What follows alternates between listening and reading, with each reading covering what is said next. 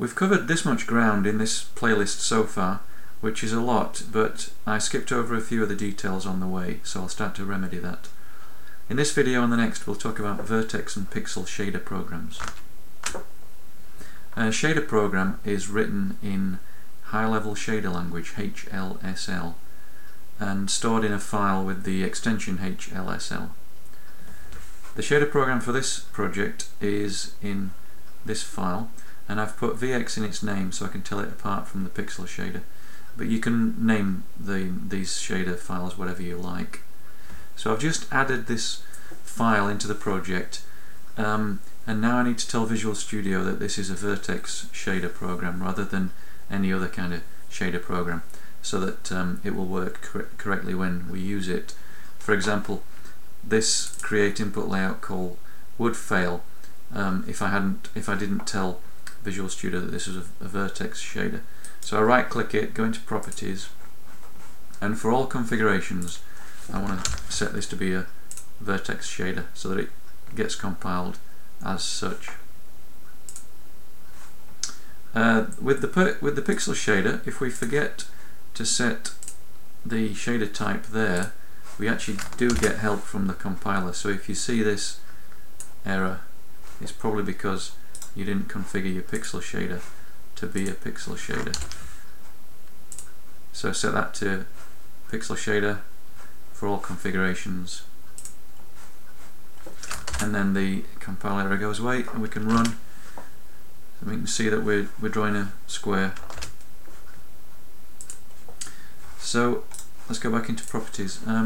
Both these files get compiled into a CSO file with the same file name, but just a CSO extension, and that stands for compiled shader object. And this is where we're loading those compiled shader object files. So and it's bytecode. It's basically just compiling the HLSL in the HLSL file into bytecode. So as we saw in the last video, we read that in, and that's the bytecode that we pass to the device, get back our smart pointer object, and then when we're ready, each mesh batch, as if you remember, sets that sets the shader into the pipeline, and then goes ahead and draws with it. So let's go into these shaders. Let's start with the Vertex shader and see what it does. So for every vertex that comes out of the input assembler into the Vertex shader, this program is run once. So this is run once per vertex. We're drawing 4 vertices for that square, which is 2 triangles. So this program's been run 4 times per frame in our case. So what's it got in it? Well, here we're declaring a constant buffer that's got the world view projection matrix in it that we're going to use to project the position from 3D into 2D. We've got a structure defining the input of the Vertex shader, and this matches our input layout description. The output of the Vertex shader is the transformed position and a colour, and the work that we're doing is here in the main function. So we're declaring an instance of that output structure, initializing it from the input. The position that we're making that into homogeneous coordinates so that we can transform and project it, and then the colour just goes straight in and straight out. We're not manipulating that at all. For the so we've got these 3 matrix multiplications. Each mesh is able to set its own world transform, so we apply that, and we multiply the result by the view transform, which is the same for every mesh, and that's set by the camera either every frame or whenever the camera moves. And then finally we apply that projection matrix, which is also the same for every mesh, and we return the output. One thing that's worth pointing out is that the position comes in as a float 3 and goes out as a float 4. Note, the first thing we do is we turn that float 3 into a float 4 by adding that homogeneous W coordinate of 1. These are vector types, so a float 3 is actually a 3-component float, and it's got fields that you can accessed by the names XYZ or RGB as you prefer, or as the case requires.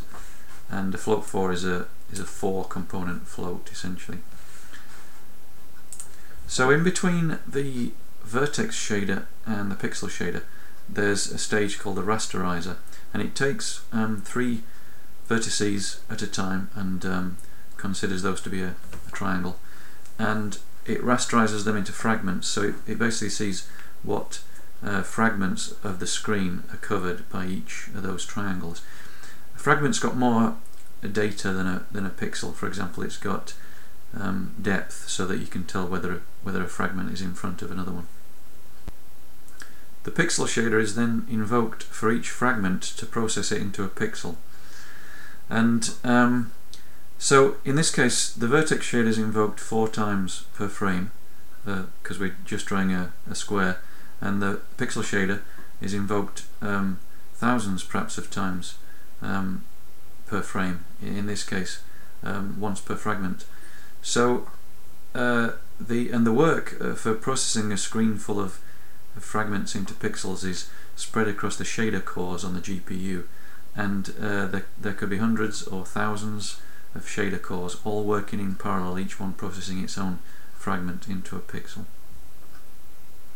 So let's look at what the pixel shader is doing in this case. So the input into the pixel shader, it matches the output of the vertex shader in this case. We'll talk about that more, your options more, in the next video. And the work that we're doing in this case is very simple. We're actually grabbing the RGB, those 3 fields, off of that colour all at once. This is just a handy little thing that you can do with these vector types. We're just grabbing that, and then we're adding on a value of 1 for the alpha channel in each case, and then just returning that, and that's essentially what the pixel shader's output is simply a colour for that pixel. So in the next video we'll go into how to pass parameters between these different stages